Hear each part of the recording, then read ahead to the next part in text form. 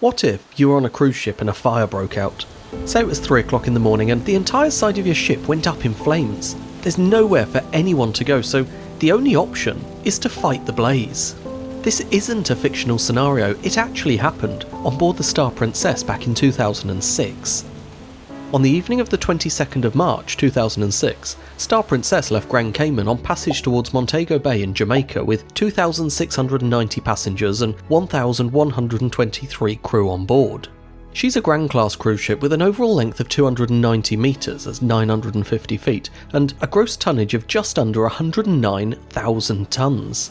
The passage was just shy of 200 nautical miles, so Star Princess was running close to her maximum speed at 17.7 knots on a course of 102 degrees true. There was a moderate wind, force 4 from the northeast, giving a relative wind speed of 25 to 30 knots on the port bow. At around 2:50 in the morning of the 23rd of March, a security patrol reported to the bridge that they could smell burning on the port side. Although nothing was found, with the benefit of hindsight, we now believe that a discarded cigarette had landed on something like a towel and was smouldering away on one of the balconies. At some point over the following minutes, it burst into flames and was soon spotted by a passenger who activated a manual call point at 0309. At practically the same time, the lookout on the bridge wing reported a fire on the port side of the ship's superstructure. The officer on watch activated the ship's emergency response by putting out a broadcast over the PA.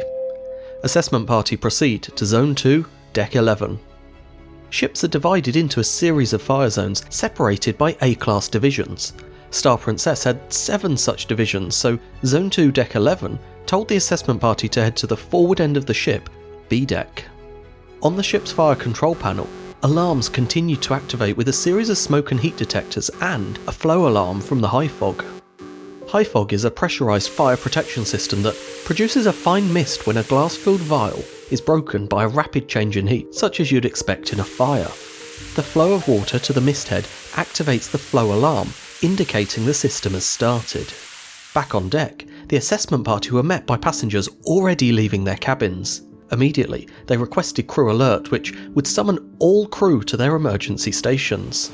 Back on the bridge, the captain and deputy captain had arrived, having been woken up by the original broadcast. They could see that the fire was on the balconies spreading aft, driven by the wind over the deck. The captain ordered the ship's speed to be reduced and he altered course to place the wind on the starboard bow to try and help the smoke drift away from the ship.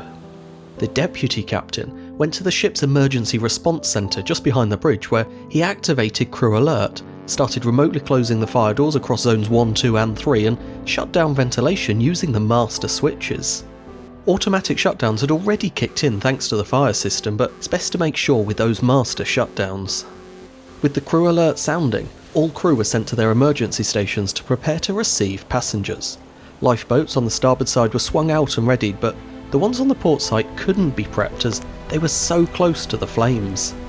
Boundary cooling was soon established around the fire, initially on deck 14 above and on deck 7 below, to protect the lifeboats. With no prospect of a quick resolution though, the ship quickly moved from crew alert to full general emergency stations, summoning all passengers to their muster stations.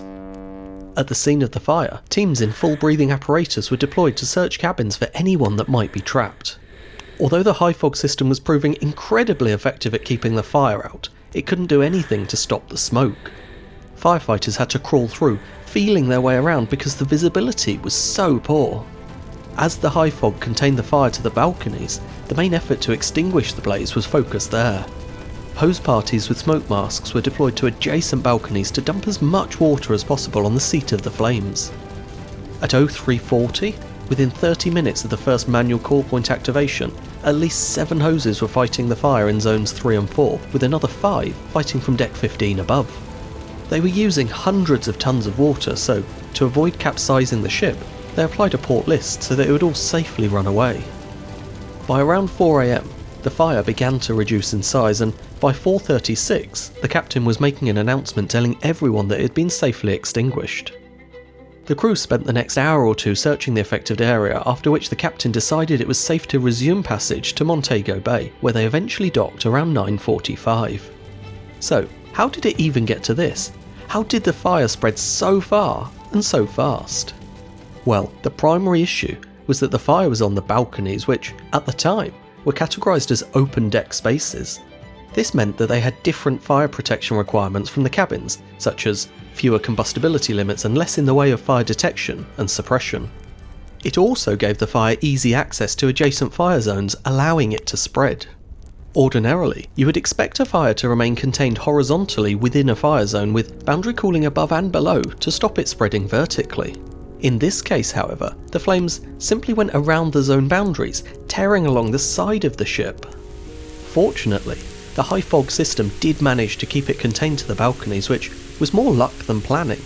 The system had been designed to meet regulations which state that it must provide coverage for at least 160 square metres. On that night, it's estimated that instead, it managed to protect in excess of 2,000 square metres. To illustrate just how effective it was, in the cabins protected by high fog, although the bulkheads were stained with soot, the temperature remained so low that unopened chocolates survived on the pillows. So, what have we learned from this, and how has the industry changed since? Well, the main thing is that balcony fires are now a known risk that is planned for, both in the design stage and in day-to-day life on board. As part of the drill schedule, fires on balconies are rotated in, giving crew members the opportunity to get more hands-on training. The fires themselves are now also less likely because there is a better understanding about combustibility of materials, so things like the furniture are better able to resist a blaze in the first place. Should a fire somehow manage to start anyway, it should be discovered quicker thanks to greater detection systems in place, and should the worst happen and it really gets going, it should be easier to extinguish. Response teams can now head straight to a drencher valve which feeds seawater directly through sprinkler heads onto balconies. Once opened, a torrent of water will rain down directly onto every balcony on the deck. In theory, any balcony fire should be extinguished within minutes of being detected.